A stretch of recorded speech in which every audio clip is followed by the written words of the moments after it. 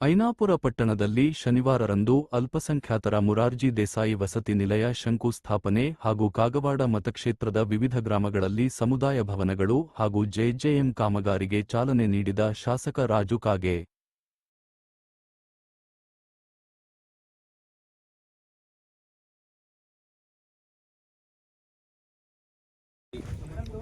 ಇತ್ತು ನಮ್ಮ KRS ಒಳಗೆ ಪ್ರಾರಂಭ ಇದೆ. ಆದ್ರೂ ಅವರಿಗೆ ವಸತಿ ನಿಲಯ ಒಂದು ಅವಶ್ಯ ಭಾಳ ಇತ್ತು.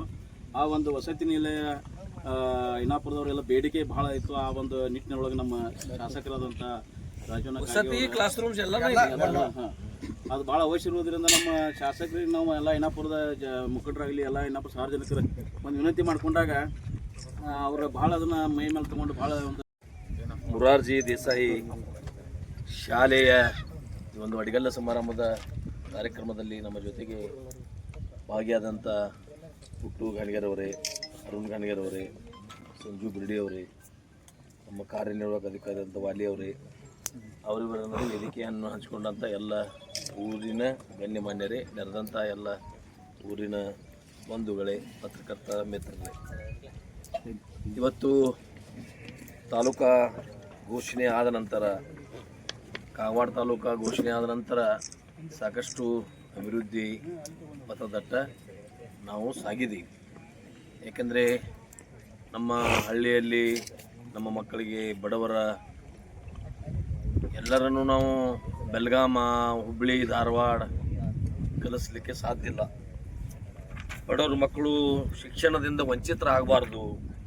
ಅವರು ಶಾಲೆಯಲ್ಲಿ ಎಲ್ಲ ಮಕ್ಕಳಿಗೆ ಶಿಕ್ಷಣ ಸಿಗಬೇಕು ಅನ್ನುವಂಥ ದೃಷ್ಟಿಕೋನದಿಂದ ನಾವೆಲ್ಲ ಈಗ ಪ್ರೈಮರಿ ಇರಲಿ, ಹೈಸ್ಕೂಲ್ ಇರಲಿ, ಕಾಲೇಜ್ಗಳಿರಲಿ, ಹಳ್ಳಿಗೆ ಸರ್ಕಾರ ಕೊಡ್ತಾ ಇದೆ. ಈಗ ನದಿ ಇಂಗಳಗಾವ್ ಅನ್ನುವಂಥ ಒಂದು ಸಣ್ಣ ಊರು, ಅಲ್ಲೂ ಸಹಿತ ಕಾಲೇಜನ್ನು ನಮ್ಮ ಹೊರಟ್ಟಿಯವರು ಶಿಕ್ಷಣ ಮಂತ್ರಿ ಇದ್ದಾಗ ಭಾಳ ಒಂದು ಶಿಕ್ಷಣ ಇಲಾಖೆಯಲ್ಲಿ ಒಂದು ಕ್ರಾಂತಿ ಮಾಡಿದ್ರು.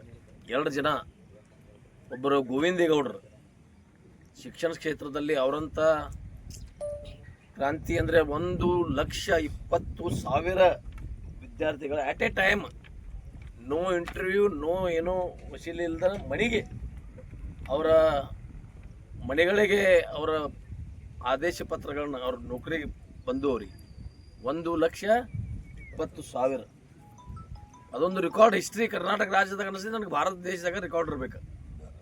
ನಮ್ಮ ಹುಡುಗರು TCH ಆದ ಹುಡುಗರು ದನ ಕಾಯ್ಲಾಕ ಹೊಂಟಿದ್ರು, ನೌಕರಿ ಇಲ್ದ ನಿರುದ್ಯೋಗ ಆಗಿ ಕಬ್ಬ ಕಡ್ಲಾಕ ಹೊಂಟಿದ್ರು, ಅವ್ರಿಗೆ ನೌಕರಿ ಸಿಕ್ಕು ಗುರುಗಳು ಆ ಸಂದರ್ಭದಲ್ಲಿ.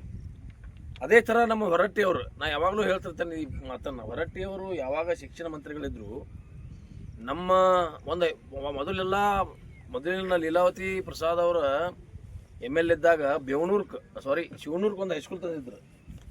ಅದು ಇಡೀ ರಾಜ್ಯದಾಗ ಪೇಪರ್ದಾಗ ಬರ್ತದೆ, ಶಿವನೂರ್ಗೆ ಒಂದು ಹೈಸ್ಕೂಲ್ ತಂದ್ರೆ ಅಮ್ಮ ಒಳಗಡೆ.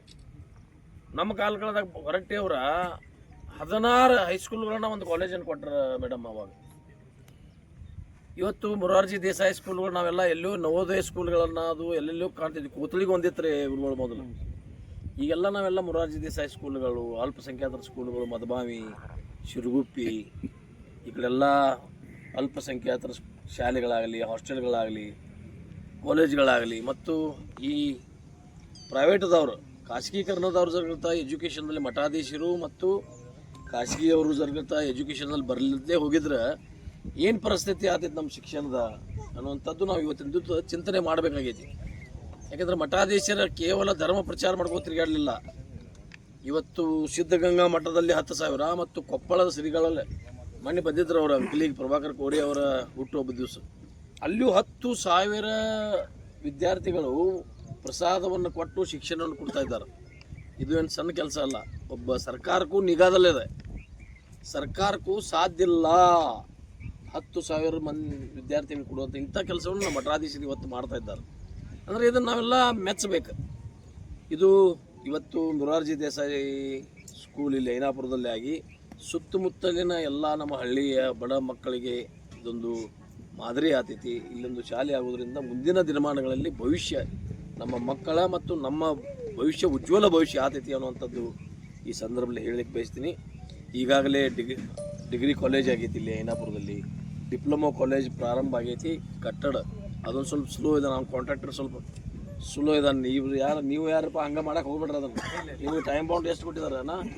11 ಮಂತ್ಸ್ದಾಗ ಮುಗಿಸ್ಬೇಕು ನೀವು. 10 ಮಂತ್ಸ್ದಾಗ ಮುಗಿಸ್ರಿ. ಏನು ಅದಕ್ಕೆ ಮುಗಿಸಿ ಅಂದ್ರೆ ನಮಗೂ ಶ್ರೇಯಸ್ಸ, ನಿಮಗೂ ಶ್ರೇಯಸ್ಸ. ಮತ್ತೊಂದು ಜಾಗದಾಗ ನಾವು ಹೇಳ್ಬೋದು, ಇಲ್ರಿ ಅವ್ರ ಕಾಂಟ್ಯಾಕ್ಟ್ ಭಾಳ ಚಲೋ ಮುರಾರ್ಜಿ ದೇಸಾಯಿ ಏನಪ್ಪ ಕೊಟ್ಟಿದ್ದಾರೆ ರೀ, ಮತ್ತೊಂದು ಬಿಲ್ಡಿಂಗ್ ಅವ್ರಿಗೆ ಕೊಡ್ರಿ ಅಂತೇಳಿ. ಅದೇನೋ ಸ್ಕೆಚರ್ಸನೇ ಏನು ಅವ್ರು ನಮಗೆ ಒಬ್ರು ಯಾರೋ ಇದ್ದಾರೆ ಮೈಸೂರದವ್ರು, ಅದನ್ನು ತೊಗೊಂಡಾರ. ಅದಕ್ಕೆ ಸಬ್ ಕಾಂಟ್ರಾಕ್ಟ್ ಕೊಟ್ಟಿದ್ದಾರೆ ನಮ್ಮ ಡಿಪ್ಲೊಮಾ ಕಾಲೇಜ್ ಇಲ್ಲೇ. ಅದು ಯಾವುದೋ ಇದು ಕಂಪ್ನಿ ಐತೆ, ಅದು ಮೈಸೂರದ ಕಂಪ್ನಿ ಅದು. ಅವರು ಒಂದು ಸ್ವಲ್ಪ ಇಲ್ಲ ಭಾಳ ಚಲೋ ಮಾಡ್ತಾರೆ ರೀ ಅಂತೇಳಿ ಒಂದು ನಮ್ಮ ಮೀಟಿಂಗ್ದಾಗ ಒಂದು ಚರ್ಚೆ ಆಯ್ತು ಬೆಂಗಳೂರಲ್ಲಿ. ಇವೆಲ್ಲ ನಿಮಗೆ ಟೈಮ್ ಬಾಂಡ್ ಕೊಟ್ಟದಲ್ಲಿ ಮಾಡಿದಲ್ಲಿ ಈ ಪ್ರಜಾಸೌಧ ಮೇಡಮ್ ಅದು ನಿಮ್ಮ ಮಿಸ್ಟೇಕದಿಂದ ಆಯ್ತು. ಅದು ನಮಗೆ ಮಿಸ್ಟರ್ದಲ್ಲಿ ಈಗ ನಾಳೆ ಜಿಲ್ಲಾಧಿಕಾರಿಗಳು ಬರ್ತಾ ಇದ್ದಾರೆ 2ನೇ ತಾರೀಕು ಒಂದು ಆರ್ಡರ್ ಮಾಡಿದ್ದಾರೆ ಸರ್ಕಾರದವ್ರು. ಜಿಲ್ಲಾಧಿಕಾರಿಗಳು, ಅಸಿಸ್ಟೆಂಟ್ ಕಮಿಷನರ್, ನೀವು PWD ಎಜುಕೇಟಿವ್ ಇಂಜಿನಿಯರ್ ಹೋಗಿ ಸ್ಥಳ ಪರಿಶೀಲನೆ ಮಾಡಿರಿ. ಅಲ್ಲಿ ಯಾವ್ರವ್ರು ರಿಪೋರ್ಟ್ ಕೊಟ್ಬಿಟ್ಟಿದ್ದೀರಿ ನೀವು ಏನಂತೇಳಿ 10% ನಮಗೆ 10 to 20% ಎಕ್ಸೆಸ್ ಆತೈತಿ ಅಂತ ಹೇಳೋದು. ನೀವು ಮಾಡ್ರಿ ಹೇಳ್ರಿ, ನೀವು ನಮ್ಮ ಅದನ್ನ ಮಾಡ್ರಿ ಮೇಡಮ್. ಅದನ್ನ ಅಲ್ಲಿ ಕೆರೆ ಐತಿ ಅಂತ ಹೇಳಿಬಿಟ್ರಿ. ಅದ್ರ ಮೊದಲು ಕೆರೆ ಈಗ ಹೆಂಗಾಗೈತಿ ಇಲ್ಲಿ? ಈಗ ಯಾರಾದ್ರೂ ನೋಡಿದಿರ್ಲಿ ಅಲ್ಲಿ ಕಾಗವಾಡದಾಗ ಅದನ್ನ? ಇಲ್ಲ ಕೆರೆ ಪತ್ರಕರ ನೋಡಿದಿರ್ಲಿ. ಅಲ್ಲಿ ಬಾಜುಗೆಲ್ಲ ಮಣ್ಣಿತ್ತು ಬಂದು ನೀರು ನಿಲ್ತಿದ್ದು ಮೇಡಮ್ ಮಳೆಗಾಲದಾಗ ಮೇಡಮ್. ಅದು ಕೆರೆ ಅಲ್ಲ. ಅದನ್ನೆಲ್ಲ ಈಗ ಸಫಾಯಿ ಮಾಡಿ ನಾ ಹೆಂಗೆ ಮಾಡಿದ್ದೀನಿ ಮತ್ತೆ ಸಫಾಯಿ ಮಾಡ್ಲಿಕ್ಕೆ 50 ಲಕ್ಷ ರೂಪಾಯಿ ಖರ್ಚು ಮಾಡಿದ್ದೇನೆ. ಇನ್ನೂ ಬಿಲ್ ಕೊಟ್ಟಿಲ್ಲ. ಒಂದು ಅಷ್ಟೆಲ್ಲ ಖರ್ಚು ಮಾಡಿ ನಿಮ್ಗೆ ಕೊಡಿದ್ವಿ. ಮತ್ತು ಏನಾಯ್ತು ಮೇಡಮ್, ಒಂದು ಜಾಗದಾಗ 2 ಫೂಟ್ ಕತ್ತೈತಿ, ಒಂದು ಜಾಗದಾಗ 5 ಫೂಟ್ ಕತ್ತೈತಿ, ಒಂದು ಜಾಗದಾಗ 10 ಫೂಟ್ ಕತ್ತೈತಿ. ಸರಾಸರಿ 5 ಫೂಟ್ಗೆ ಐತ್ರಿ ಅಲ್ಲಿ ಐತಿಲ್ರಿ ಅಲ್ಲಿ. ನಾವು ಬಿಲ್ಡಿಂಗ್ ಬ್ಯಾಕ್ ಸೈಡ್ ತಗೋತಾ ಇದ್ದೀವಿ. ನೀವು ಮುಂದಿನ ಬಾಜು ಹೋದ್ರೆ ಅಲ್ಲಿ 20 ಫೂಟ್ಗೂ ಐತಿ. ಅಲ್ಲಿ ತೆಗ್ಗಿತ್ತು, ಭಾರಿ ತೆಗ್ಗದ. ಅದು ಜಾಗ ಹಿಂಗೆ ಐತಿ ಮೇಡಮ್. ಇಲ್ಲಿ 2 ಫೂಟ್ ನಾವು ಹೋಗ್ತೀವಿ. ಒಂದು ಬ್ಯಾಕ್